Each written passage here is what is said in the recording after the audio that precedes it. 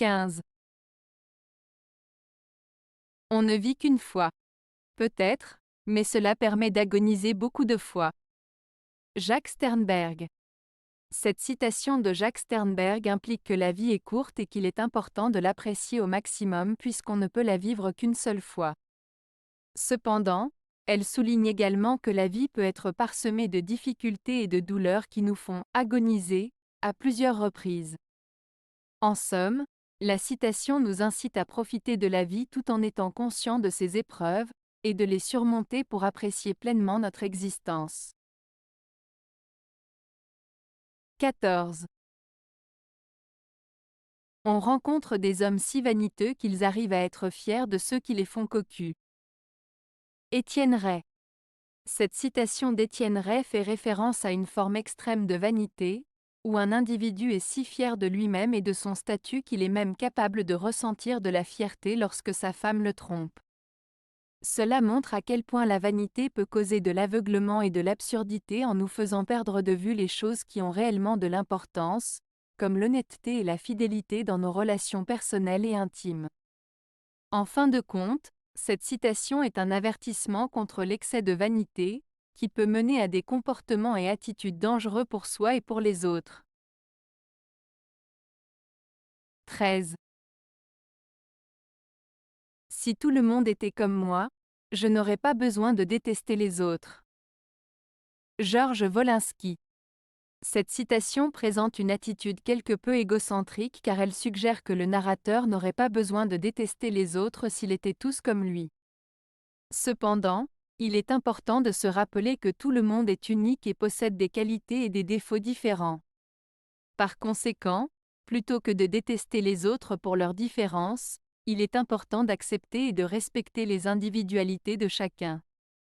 De plus, la détestation des autres n'est pas une attitude positive ni constructive pour les relations humaines. 12. Une femme qui cherche à plaire aux hommes bien souvent cherche à déplaire aux femmes. Grégoire Lacroix. Cette citation de Grégoire Lacroix reflète une réalité que beaucoup de femmes peuvent vivre. En cherchant à plaire aux hommes, certaines femmes peuvent adopter des comportements qui sont considérés comme féminins ou séducteurs, ce qui peut parfois susciter la jalousie ou la méfiance d'autres femmes. Cependant, il est important de noter que cette dynamique ne devrait pas exister. Les femmes ne devraient pas avoir à se mettre en compétition les unes avec les autres pour l'attention des hommes. Au lieu de cela, les femmes devraient se soutenir mutuellement et être fières de leur identité et de qui elles sont, indépendamment de l'attention qu'elles reçoivent des hommes.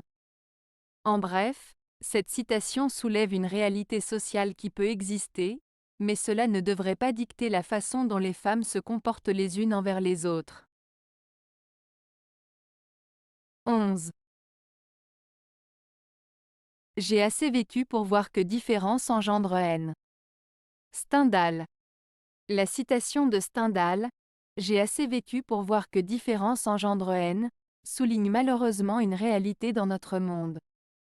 Trop souvent, nous avons tendance à craindre ou mépriser ce qui est différent de nous, que ce soit en termes de culture, de religion, de race, d'orientation sexuelle, ou d'autres caractéristiques.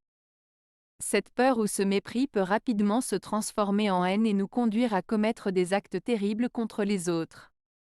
Cependant, il est important de se rappeler que la différence peut également être source de richesse et d'enrichissement mutuel. En embrassant la diversité et en apprenant les uns des autres, nous pouvons construire des sociétés plus inclusives et harmonieuses. Cette citation nous invite donc à réfléchir sur notre propre attitude envers la différence et à travailler à surmonter nos peurs et nos préjugés afin de vivre ensemble dans la paix et le respect. 10. L'excellence de l'esprit est un perpétuel festin. La Bible. Cette citation signifie que la capacité à penser et à réfléchir avec excellence est une expérience enrichissante et satisfaisante qui peut durer éternellement.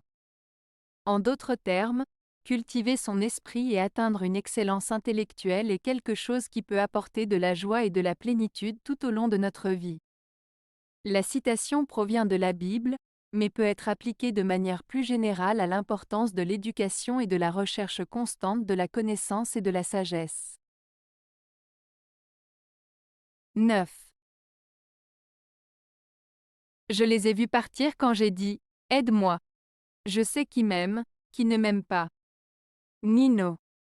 Cette citation peut être interprétée de différentes manières, mais on peut comprendre qu'elle exprime la difficulté de savoir qui sont ses véritables amis et alliés, surtout dans les moments difficiles.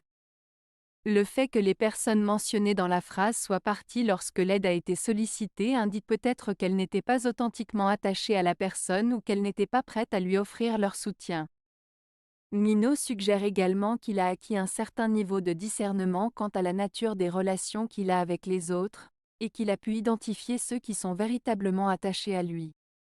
Cette citation peut donc être perçue comme une réflexion sur la nature de l'amitié et des relations humaines en général, qui peuvent être complexes et parfois difficiles à comprendre. 8. Et Dieu chassa Adam à coups de canne à sucre. Et ce fut le premier homme sur la terre. Jacques Prévert. Cette citation de Jacques Prévert est une manière humoristique de réinterpréter l'histoire biblique d'Adam et Ève. Dans cette version imaginaire, Dieu n'a pas chassé Adam du paradis avec une simple injonction, mais plutôt avec un coup de canne à sucre, faisant ainsi couler la première goutte de rhum sur la terre. Cette citation joue avec les mots pour créer une image un peu absurde et humoristique. Bien que cette citation puisse sembler blasphématoire pour certaines personnes, il ne faut pas oublier que Jacques Prévert était un poète et un artiste avant tout. Son but n'était pas de choquer, mais plutôt de divertir et de faire réfléchir. De plus, cette citation propose une interprétation différente et originale d'un récit religieux bien connu, montrant ainsi la capacité de l'art à remettre en question les idées reçues et à proposer de nouvelles perspectives. 7. N'oubliez pas que parfois, ne pas obtenir ce que vous voulez est un coup de chance merveilleux. Dalai Lama. Cette citation du Dalai Lama XIV met en évidence le fait que les échecs ou les déceptions ne doivent pas être considérés comme une mauvaise chose, mais plutôt comme une opportunité d'apprentissage et une chance de découvrir quelque chose de nouveau. Parfois, ce que nous aspirons peut être nuisible à long terme ou peut nous distraire de quelque chose de plus important que nous devons accomplir. Le message communiqué ici est qu'il est important de garder l'esprit ouvert et d'apprendre de chaque expérience, même si elle ne répond pas à nos attentes initiales. Il est possible que l'échec puisse nous guider vers un chemin plus prometteur, plus épanouissant et plus gratifiant, nous donnant ainsi une chance merveilleuse. 6. Qui aime bien châtie bien, qui n'aime pas châtie encore mieux. Guy Bedos. Cette citation de Guy Bedos signifie que lorsqu'on aime quelqu'un, nous sommes plus enclins à le corriger lorsque cette personne fait une erreur. En d'autres termes, une personne qui nous est chère sera corrigée avec bienveillance et dans un but constructif. A contrario, si nous n'aimons pas quelqu'un, il est possible que nous soyons plus sévères et punitifs dans nos remarques ou actions. En général, la citation met en évidence l'importance de l'affection dans notre relation avec les autres et la manière dont cela peut influencer notre façon de communiquer et de corriger. 5. La vie est une tragédie pour celui qui sent et une comédie pour celui qui pense. La Bruyère. Cette citation signifie que la vie peut être perçue de deux manières différentes.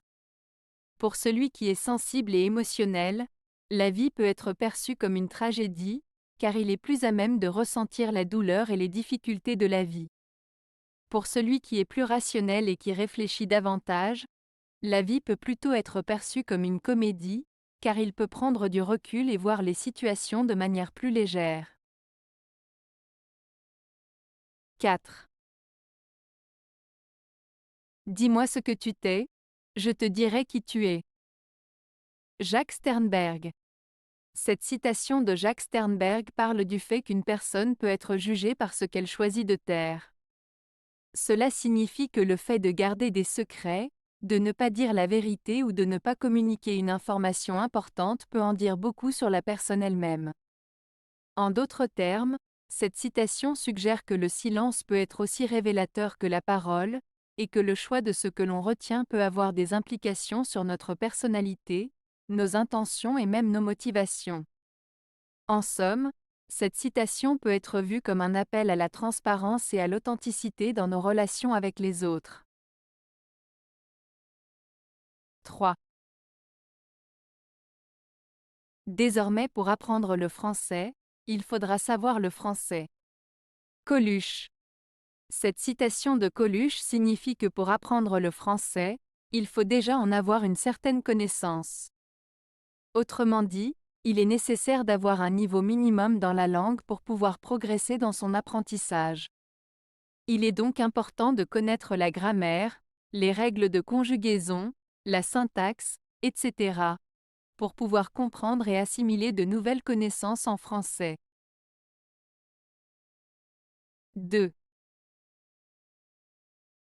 Si, au début, l'idée n'est pas absurde, il n'y a plus d'espoir. Albert Einstein. Cette citation signifie que les meilleures idées et les plus grandes découvertes peuvent sembler absurdes ou folles au départ. Si une idée n'est pas considérée comme absurde au début, cela indique qu'elle est probablement banale ou sans grande portée.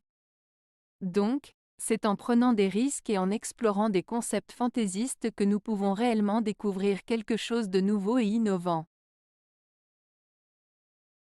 1.